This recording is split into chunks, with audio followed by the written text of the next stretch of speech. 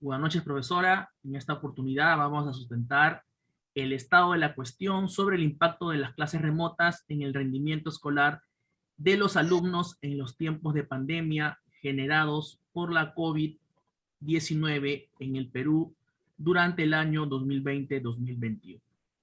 Los autores somos Liz Lisset Gutiérrez Acosta, Víctor Inostroza Capa, William Gutiérrez Guillén y quien les habla, Adrián Gabriel Gerson Hualpa Ocas. Vamos a presentar lo que es la pregunta o problema de investigación. ¿De qué manera impactan las clases remotas en el rendimiento escolar de los alumnos en los tiempos de pandemia generados por la COVID-19 en el Perú durante el año 2020 y 2021? A continuación, le doy paso a mi compañera Liz, que les va a explicar acerca de la hipótesis. Buenas noches, quien les habla Liz Gutiérrez.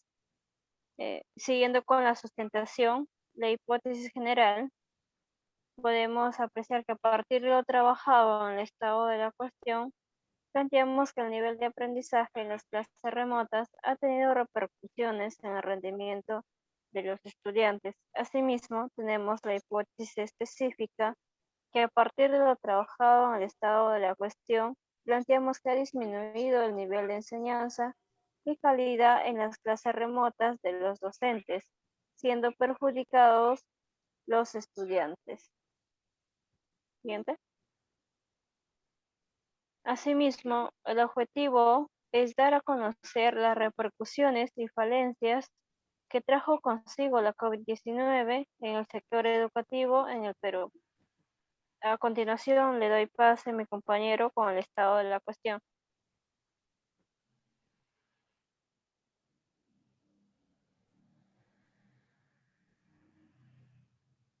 Buenas noches, mi nombre es Víctor Inostroza y voy a empezar a redactar eh, sobre el estado de la cuestión. Primeramente, ¿qué es el estado de la cuestión?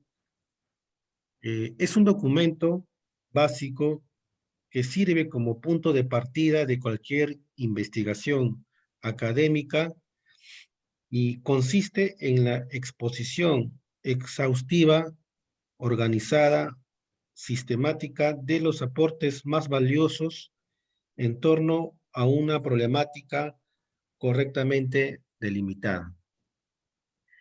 Bajo este sentido, nosotros hemos enfocado nuestro estado de cuestión, enfocado nuestros temas de investigación en cuatro temas principales.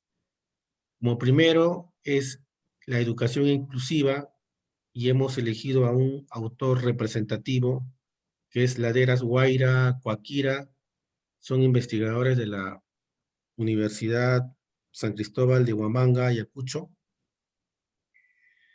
Como segundo tema principal tenemos a los estudiantes con escasos recursos tecnológicos. Como autor representativo para esta investigación tenemos a Patricia Ames Ramello. Tercer tema principal, roles y desafíos del profesor y estudiantes en la educación virtual. Como autor representativo tenemos al César Vicente. Y como cuarto tema principal tenemos ausencia de inversiones en la educación en zonas altoandinas. Como autor representativo a Jason Arumilla Guamán. Siguiente.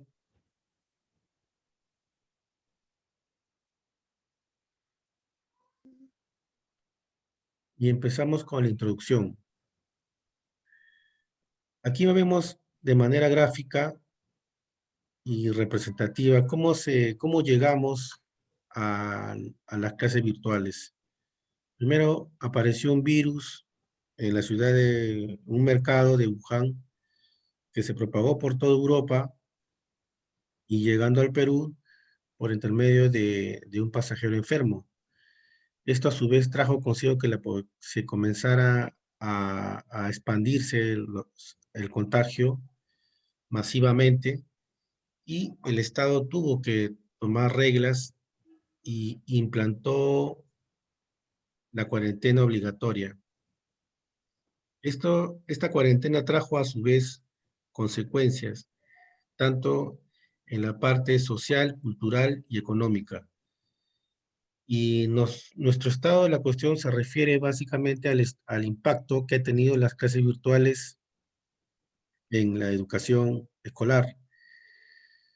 Esto se ha debido a la consecuencia de la cuarentena, que obligó a que todos tuvieran que estar en casa por su salud, cuidarse del virus y no exponerse en ambientes sociales. Entonces obligó a que todos los alumnos, o sea, en el sector de educación, a los alumnos lleven sus clases de forma virtual y remota.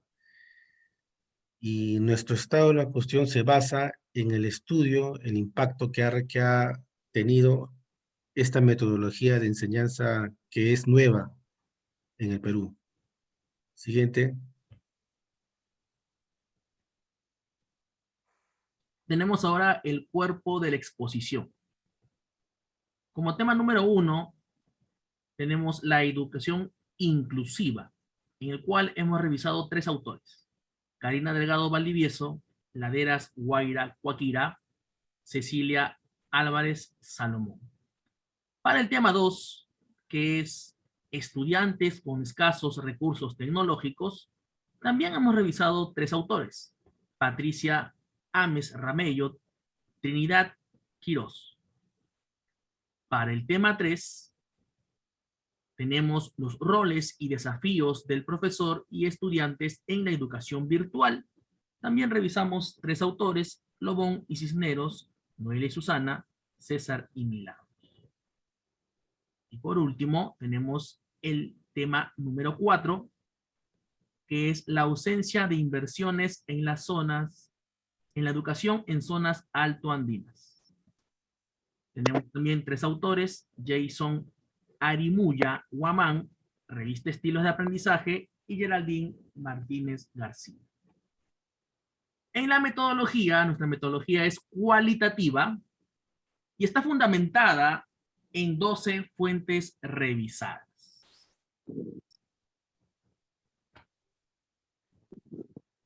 Como primer tema principal, tenemos la educación inclusiva. ¿Y a qué nos referimos? Primero, la educación inclusiva parte de la necesidad de abarcar a todos sin distinciones por condiciones económicas, sociales y culturales. También es necesario que el Estado diseñe estrategias y procedimientos para que todos puedan tener acceso a una educación de calidad. Por otra parte, es importante el rol que cumple el Estado en infraestructura, redes de conectividad, de Internet y capacitación a los docentes. El Estado debe implementar políticas inclusivas y así poder reducir la gran brecha que existe de desigualdad entre un estudiante de Lima, de un colegio particular, y uno de colegio estatal, en zonas rurales. La diferencia es muy amplia. Siguiente. En el tema número 2 tenemos estudiantes con escasos recursos tecnológicos. Según Patricia Ames Ramello, doctora de filosofía de la Universidad de London, licenciada en antropología en la Universidad Católica, nos habla acerca de las TICs. Pero, ¿qué cosas son las TICs? En este esquema veremos un poco de eso. Las TICs son nuevas tecnologías de información que se van a usar técnicas, ¿para qué? Para poder transmitir información principalmente a través de la informática, del internet y las telecomunicaciones. Pero a estas TICs se le presentan dificultades. Vamos a ver 3. La primera es la formación profesional.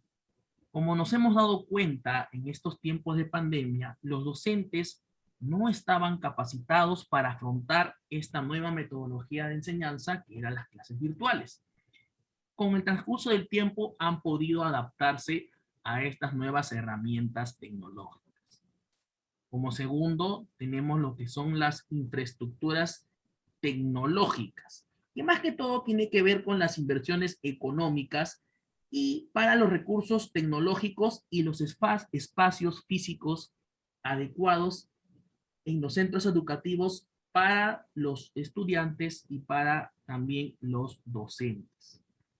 Y como tercer tema tenemos la metodología que ha tenido que cambiar totalmente para que el mensaje, los conceptos, los temas que enseñen los docentes pueda llegar de manera adecuada a los alumnos y así los alumnos a la vez puedan también tener un buen rendimiento escolar. Siguiente.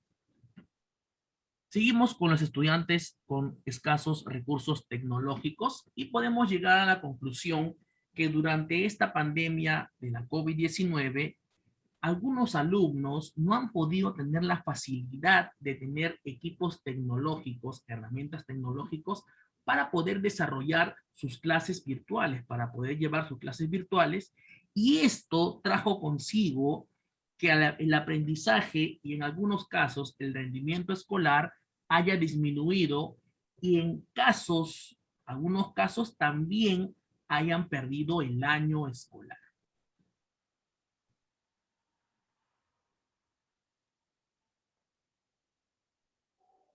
Como tercer tema, tenemos roles y desafíos del profesor y estudiantes en una educación virtual que deben desempeñarse en esta nueva faceta de la educación. Para este tema tenemos al autor César Vicente, que es magíster en Integración e Innovación Educativa de las TIC en la PUC. Vicente detalla que tiene que ser empático para comprender situaciones personales y sociales de sus alumnos sin perder el enfoque en el aprendizaje. Disminuir los tiempos asíncronos prolongados y agregar actividades asíncronas, ya que el docente debe interactuar en el mismo tiempo con el alumno y evitar las clases grabadas donde se pierde la interacción con el estudiante. No obligarlos a utilizar su cámara web para no exponer la privacidad de los estudiantes. Utilizar estrategias didácticas y motivar la interacción y el debate a través de espacios de trabajo colaborativos. Planear sesiones de clases dinámicas y retroalimentaciones de las clases. Utilizar herramientas tecnológicas disponibles y ofrecidas por la institución educativa para reducir las dificultades al acceso a clases, como en este caso tenemos Zoom, tenemos WhatsApp, tenemos Canvas, etc. Asimismo, el rol del estudiante debe organizarse y autodisciplinarse para poder aprender de las clases virtuales. En conclusión, el nuevo escenario plantea los retos de aprendizaje, lo que puede alcanzarse de manera óptima cuando se logra una comunicación dinámica, asertiva y fluida de las partes involucradas. Asimismo, el profesor y el alumno tienen que ser cooperativos y colaboradores para alcanzar un objetivo en común, que es la enseñanza y aprendizaje. Como cuarto tema, siguiente por favor, tenemos la ausencia de inversiones en la educación en zonas altoandinas. 3.315.666 personas adultas en el ámbito rural no han iniciado o culminado la educación básica.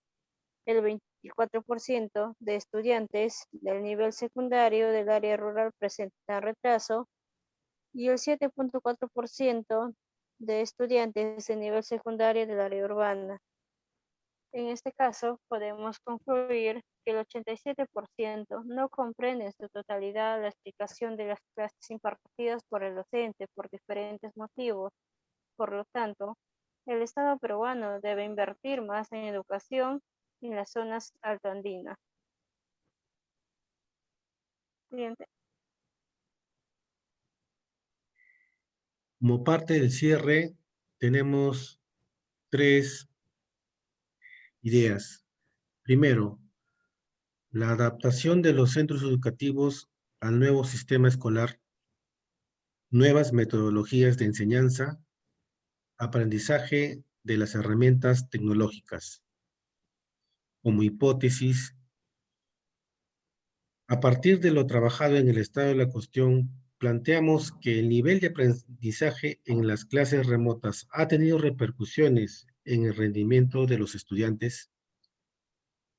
Siguiente. Y dejamos como preguntas de investigación la primera: aprobado el retorno de las clases presenciales por el gobierno peruano, ¿se seguirá utilizando las clases virtuales? Eh, ¿Para qué casos se aplicaría las clases virtuales? ¿Cómo mejoraría la educación virtual en zonas rurales alejadas donde el acceso a las herramientas tecnológicas son escasas? Así concluimos con nuestra sustentación de nuestro estado de la cuestión. Muchas gracias.